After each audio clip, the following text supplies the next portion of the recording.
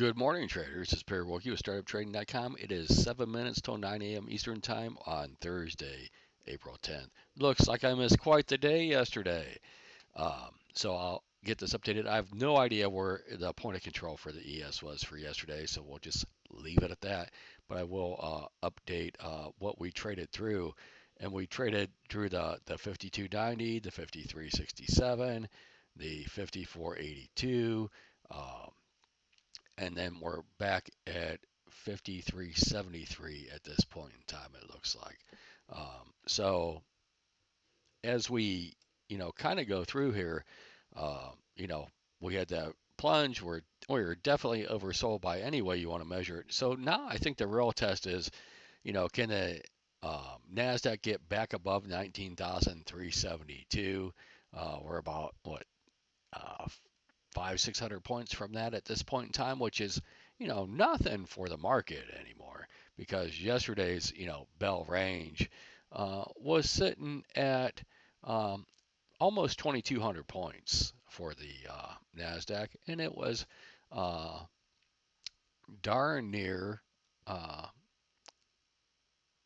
540 points for the ES.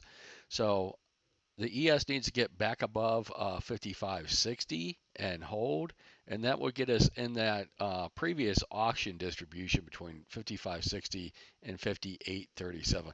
Otherwise, we just kind of make a new auction area, and I would assume that, uh, you know, buybacks. I would assume that we should pause if we're going to hold a little bit, play a little keep away. I would assume that this 5,300 to 5,290 area is around where we're at. So that's about 100 points under where we're at right now. 80 to 100. That would be it.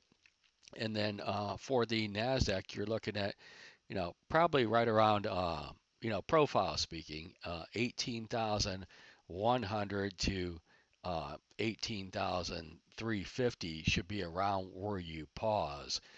So that would be about 500 points back below us. We may or may not see that today. And then, for the Bulls fantasy, right, they just need to get popped back over this previous consolidation level so they can get back in the previous auction zones. Otherwise, we're still kind of in no man's land down there for the Bulls. 170 points in the overnight session, basically. Uh, and if we look at yesterday's auction, right? So when you get the grid, I didn't post one last night. I did post these this morning, but when you get it, it'll just have the settlements, the purple lines, right? That's where we go unchanged. So obviously we're down a smidgen anymore. 3%, 2.5%, 2%, 1.5%. Nothing to really speak of here. And then we'll see. My guess is that there's a bunch of bears that are trapped, within these single prints and below. Uh, if we're going to remain bullish, we can trade some of these single prints today on some of these indexes, but we shouldn't trade them all. If we trade them all, it's just bad news for the bulls. Uh, and right now we are holding the split basically in the profile uh, of 18,716. You can see it even lined up with this little pullback low before and you see we caught a bid off of it yesterday as well. And then you could, pretty much, I didn't mark it, but right around where this overnight low is, the ES is getting the same bid, the Dow get the same bid. Look at the pattern on the Russell, and this is what the other indexes will do if they start rolling over slightly more than they have already. You're looking at going. You see how it went under this support back into yesterday's range, but it's really holding between yesterday's high and this large single print from that 1 o'clock candle yesterday Eastern time. So those would do the very similar type auction if that were to take place. And it doesn't look like I'll have to update. It doesn't look like the highs for the day printed correctly on these. So I will adjust this before I get back out.